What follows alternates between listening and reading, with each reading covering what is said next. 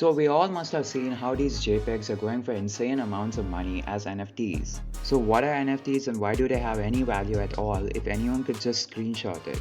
NFT stands for non-fungible token. Fungible means something which is able to be exchanged or substituted and will hold the same value if it's interchangeable, like casino chips, Bitcoin, or cash. If I lend you $10 and you return two $5 bills to me, I'm fine with that because even though they are different, they hold the same total value, they're fungible. NFTs are non-fungible.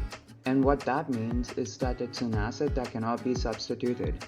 It has unique attributes that make it different from something else in the same asset class. Like a painting, a Pokemon card, a house, a video game skin, a trademark, or a bored ape. Some of these assets are physical and tangible, while others are digital and intangible. NFTs are non-fungible tokens, and a token refers to a digital certificate stored on a secure distributed database called a blockchain.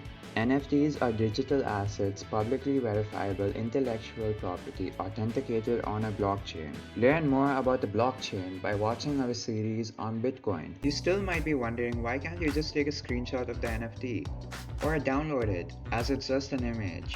Well, take the Mona Lisa for example. You can take a picture of the Mona Lisa or get it off the internet and hang it in your house. Everyone knows that it's not the real Mona Lisa. It's not original or authentic. The same goes for NFTs.